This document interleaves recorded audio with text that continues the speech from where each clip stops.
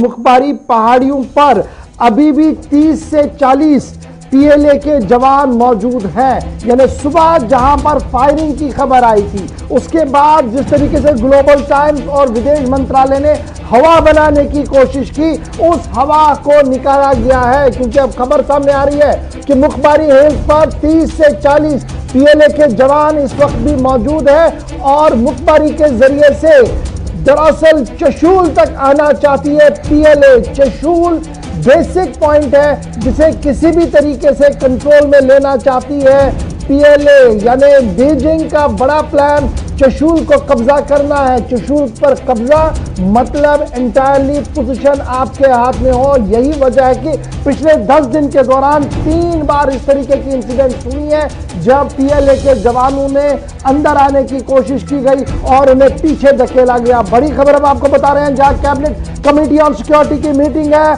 थोड़ी देर में उसमें पूरा खाका जो वो खींचा जाएगा। वहीं पर खबर यह भी है कि इसी मुखबारी हिल्स पर 30 से 40 पीएलए के जवान मौजूद है और सैटेलाइट इमेजिंग और दूसर चीजों से इस चीजों की पुष्टि हुई है। फटाफट से कर्नल टीपी त्यागी साहब, जो कुछ आज सुबह से हम देख रहे हैं, जिस तरीके से ग्लोबल टाइम्स लिख रहा है और शाम होते होते जो मीटिंग शाम को है, क्या कुछ आपका एक्सपीरियंस कह रहा है? किस तरीके से इस इंसिडेंट को आप देख रहे हैं? और खबर यह कि चशूल है बेस पॉइंट जिसे लेना चाहता है पीएलए।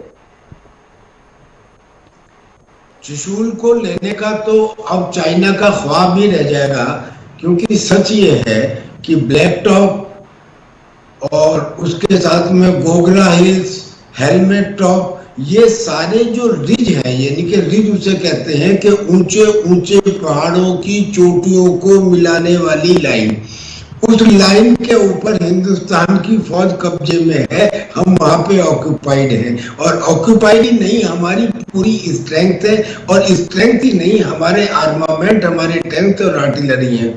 चशूल में एक खास बात यह है कि वहां पे एक प्लेइंग ग्राउंड है जो कई किलोमीटर चौड़ा है, जहां मैकेनाइज्ड फोर्सेस को रखा जा सकता है। इस रिज से हम चाइना के मोल्डो मिलिट्री गैरिजन के ऊपर स्वीपिंग डोमिनेंस है हमारा। वहां के स्टोर डिपो, वहां के टैंक कंसंट्रेशन, सभी के ऊपर हम नजर रख सकते हैं।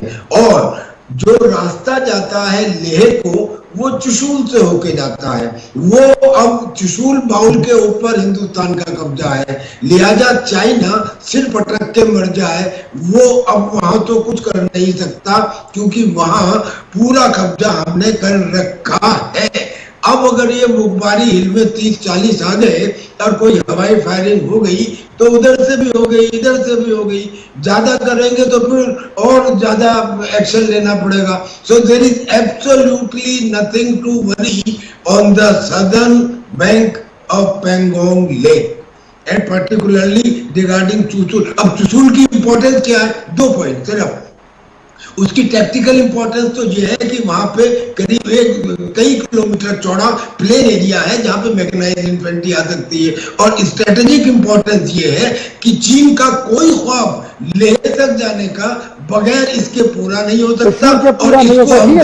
मैं आऊंगा दोबारा। चतुर्वेदी साहब, जो कुछ सुबह से हो रहा है, जिस तरीके के स्टेटमेंट्स पार से आ रहे हैं, पीएलए से आ रहे हैं या उनकी फॉरेन मिनिस्ट्री से आ रहे हैं, एज ए डिफेंस एक्सपर्ट के, एज ए नोइंग जिसने इन पहाड़ियों को मापा है, देखा है, एज ए करगिल एक्सपर्ट के, किस तरीके से आप उन स्टेटमेंट्स को देखते हैं? कितने प्रोग्रेसिव है वो, कितना उसमें अमन की बू आती है और कितना उसमें दुश्मनी की बू छुपी हुई है? क्योंकि जिस तरीके का ट्वीट मैंने अभी आपके सामने रखा, दर्शकों के सामने रखा, वो तो सीधी सीधी बात है कि आप एलएसी को क्रॉस कर रहे हैं, अब हमारी बारी है। धमकियां तो साफ साफ दी जा रही हैं।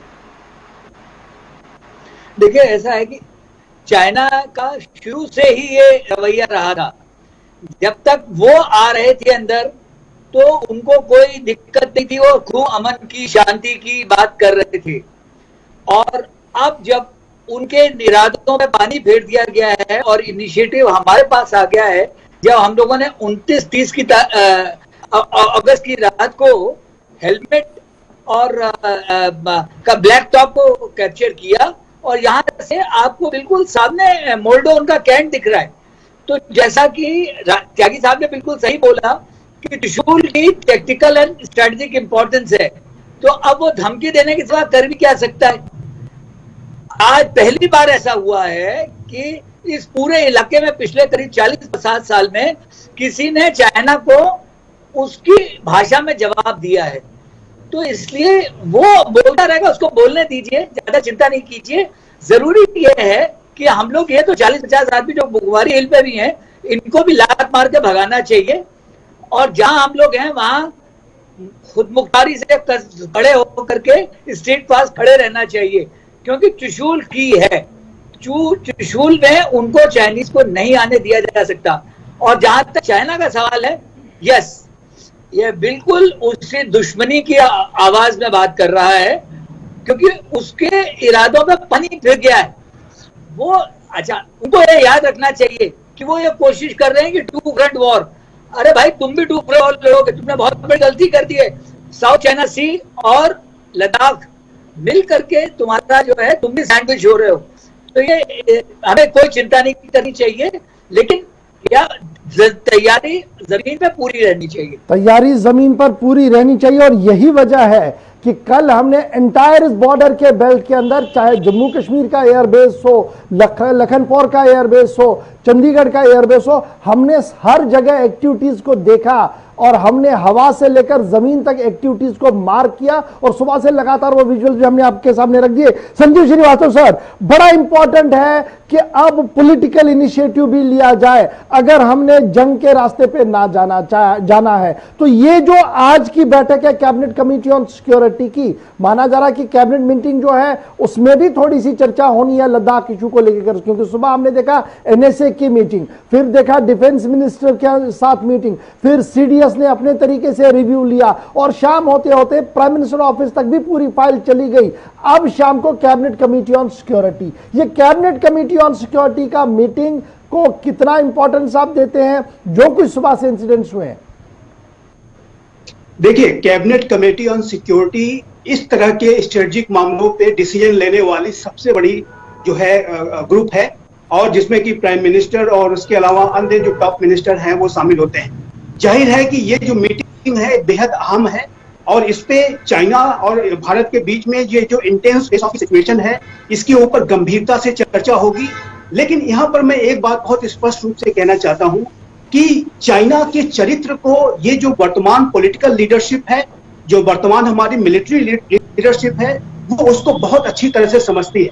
चाइना एक ऐसा राष्ट्र है जो कि सत्य के सामने सिर झुकाता है और वो कमजोरियों को एक्सप्लॉइट करने से नहीं चूकता। इसी वजह से भारत की जो मिलिट्री लीडरशिप हो या पॉलिटिकल लीडरशिप हो या डिप्लोमेटिक लीडरशिप हो, सबने ये मिल करके डिसाइड किया कि भारत को अपनी पोजीशन ऑफ स्ट्रेंथ को लगातार मजबूत करने की आवश्यकता है। और इसी पोजीशन ऑफ स्ट्रेंथ को मजबूत करने के लिए भारत ने हेलमेट टॉप और ब्लैक टॉप पे अपना जो है डोमिनेशन स्थापित किया।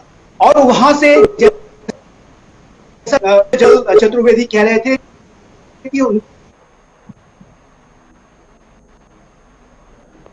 जो मोल्डो गैरिसन है वो स्पष्ट रूप से सामने नजर है। यानी कुल मिलाकर समझिए बात ये माना जाए कि आज विज़ाविज़ चाइना एक बड़ा पॉलिसी डिसीजन आ सकता है हमारे सामने, जहां विदेश मंत्रालय लगातार ये कह रहा था देखिए हम बातचीत करेंगे लेकिन लद्दाख को हम साइड लाइन करके बात नहीं करेंगे, बात करेंगे तो लद्दाख को लेकर बात होगी। उस पर मैं जरूर आपके पास आऊंगा, लेकिन बड़ी खबर रहमत के पास है। रहमत, फटाफट से जरा बड़ी खबर लाइए, क्या कुछ है, और उसके बाद टीपी त्यागी साहब के पास चलते हैं। जी देखिए, बिल्कुल बड़ी खबर इस वक्त मिल रही है। अरुणाचल प्रदेश से 5 जो लड़के गायब हुए थे, जिसकी शिकायत हिंदुस्तान के जवानों ने की थी, जिस पर चीन के फॉरेन सेक्रेटरी की तरफ से कहा भी गया था कि हम अरुणाचल प्रदेश को खातिर में नहीं लाते, सो कॉल्ड अरुणाचल प्रदेश कहा था, इसलिए हम जवाब नहीं देंगे। लेकिन अब दो रुखापन या दोगलापन कहें, यह सामने आ गया, चूंकि किरण रिजिजू मरकजी वजीर ममलिकत हैं, उन्होंने कंफर्म किया है और अभी ट्वीट करके जानकारी दी है कि चाइना की तरफ से जवाब आया और उन्होंने कंफर्म किया है कि अरुणाचल प्रदेश का 5 लड़का जो गायब हुआ था वो चीन में है और हम कोशिश कर रहे हैं कि उसको वापस लौटाया जाए। उनका ये पूरा प्रोसेस शुरू हो चुका है। तो जो गायब हुआ था वो अब चीन में पाया गया, लेकिन बड़ी बात यह है कि चीन पहले इनकार करता है, फिर इकरार करता है, फिर वहीं लौट कर आ जाता है जहां से चलता है। राइट, ये एक अच्छी खबर हमने देखने को मिली, क्योंकि हमने पिछले दिनों जब बात कर रहे थे तो वहां जो विधायक थे जिन्होंने ट्वीट किया था उनको भी हमने लाइव लिया था, तो उन्होंने कहा था कि ये पहला इंसिडेंट नहीं है, इससे पहले भी अगवा किया गया, उन्हें किडनैप लफ्ज यूज किया था, किडनैप किया गया था जी, और बाद में वापस दिया गया। तो चलिए लेटेस्ट होप कि वो 5 बच्चे जो है वापस आए। लेकिन टीपी त्यागी साहब, मैं जरा फटाफट से आपके पास आना चाहूंगा और उसके बाद अपनी एक और खबर भी हमारे पास है, फिर उस पर भी आऊंगा। जो सिचुएशन बन रही है, इस सिचुएशन के बीच क्या कुछ आप महसूस कर पा रहे हैं? क्या वाकई तौर पर हम आहिस्ता आहिस्ता करके जंग की ओर जा रहे हैं, या सिर्फ ये एक माहौल बन रहा है और at the end of the day talks पे ही ये सारी चीजें समाप्त होनी है, और at the end of the day LAC का मामला और एलओसी का मामला, जो 2 अलग अलग इश्यूज है, दोनों पर बात एक साथ हो सकती है? आपने बहुत अच्छा सवाल पूछा है सर। दरअसल में एलएसी पे तो मुझे नहीं लगता कि युद्ध होगा। एलएसी पे अगर युद्ध होता है तो उसमें चाइना का ज्यादा नुकसान होगा, और यही कारण है कि चाइना वहाँ केवल मनोवैज्ञानिक तरह से ये दिखा रहा है कि हम पूरी तरह से तैयार हैं और हम आक्रमण कर देंगे, लेकिन चाइना की तरफ से एलएसी के युद्ध होने के चांसेस नहीं नजर आते। क्या पॉसिबिलिटी है? एलओसी के ऊपर है। एलओसी में पाकिस्तान भी नहीं चाहता, पाकिस्तान भी लड़ना नहीं चाहता और चाइना का भी कहना नहीं मानना चाहता। आप एक बात सोचिए कि ताइवान से पाकिस्तान में एक मीटिंग की, सीक्रेट मीटिंग, उन्हीं के एक ऑफिसर ने बताया और बाद में उसको ट्वीट से डिलीट कर दिया। लेकिन ये दर्शाता है कि पाकिस्तान और आकाओं को भोग रहा है। अब उसकी मजबूरी ये है कि उसे चाइना का कहना मानना पड़ेगा, तो क्योंकि चाइना ने वहां पे आर्टिलरी गन, उनके टैंकों को अपग्रेडेशन, मैं आता हूं दोबारा आपके पास।